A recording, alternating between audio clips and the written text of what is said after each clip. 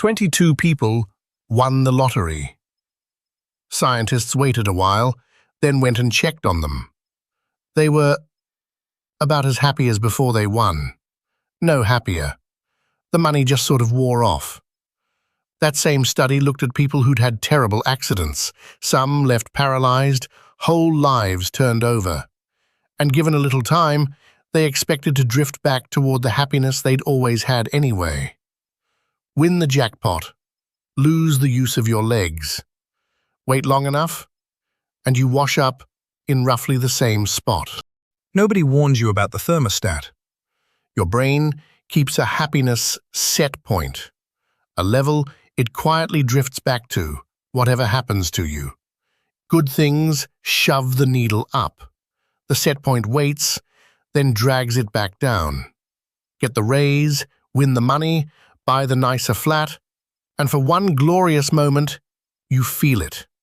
Then the thermostat clicks on, which leaves one genuinely uncomfortable question. If good things stop working, why can't we stop chasing them?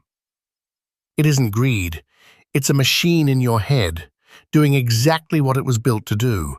The psychologists Keep one tidy example. Call him Sam. Sam gets a raise. At first, brilliant. Bigger number, warm glow, on top of the world.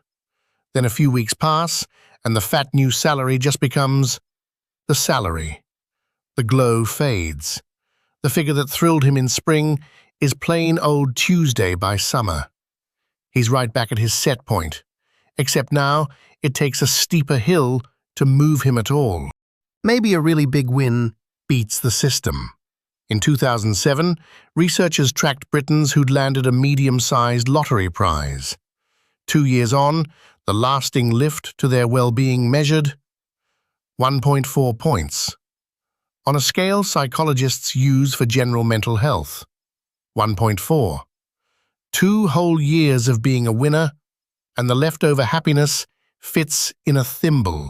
Some of this you were simply born with. Back in 1996, 2 researchers followed more than 1,000 pairs of twins for 10 years. Their verdict?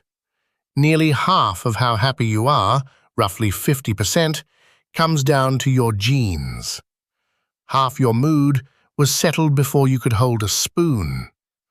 The other half you spend a lifetime renovating, like a kitchen that keeps reverting to the original wallpaper.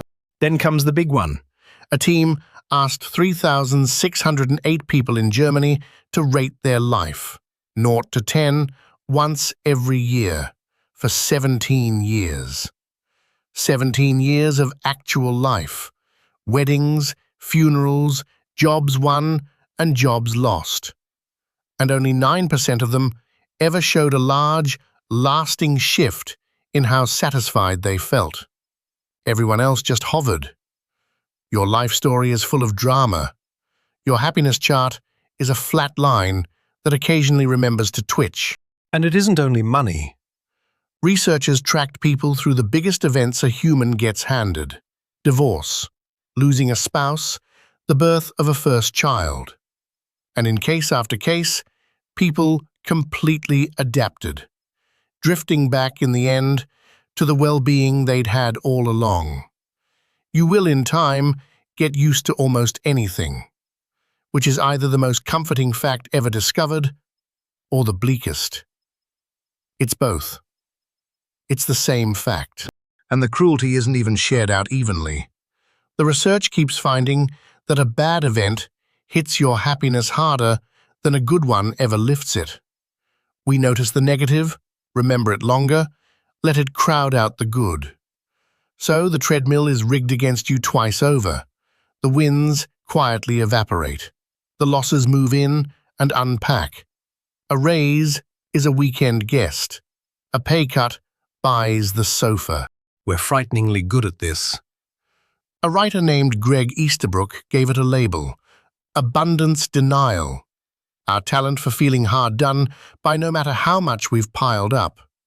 We stand inside a warm, dry box, holding a glowing slab that contains every song ever recorded, and we sulk because the box is rented and the slab is 2 models old. Our ancestors had a cave and a bad winter.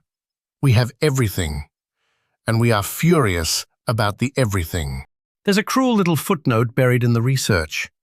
The things we chase hardest, career, wealth, social standing, actually carry a small but real negative effect on how happy people end up.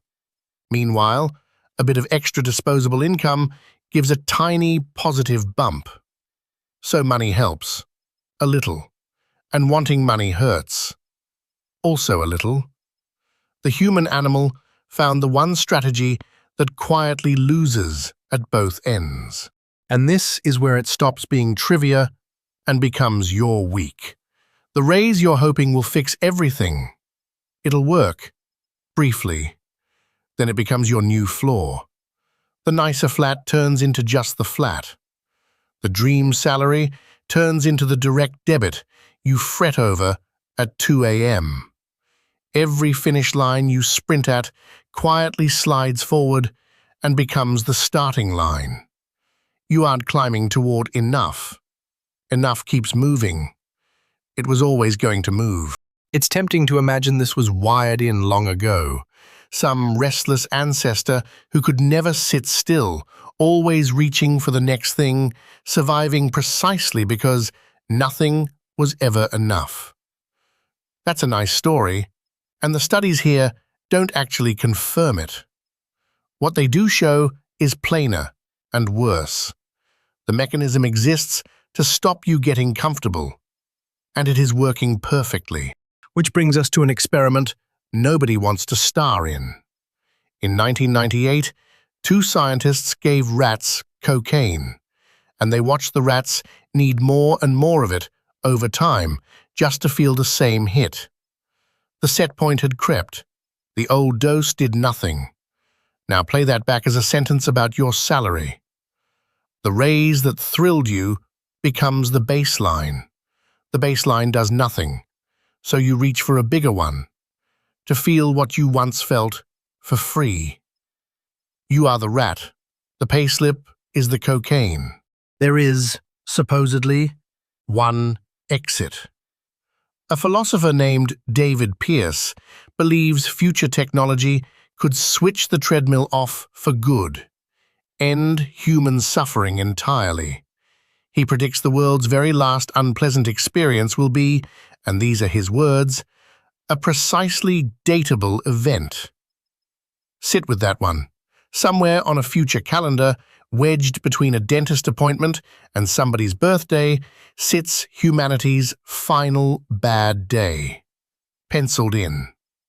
Until then, the thermostat clicks on, the raise wears off, and you, magnificent restless animal, go looking for the next thing that won't be enough either.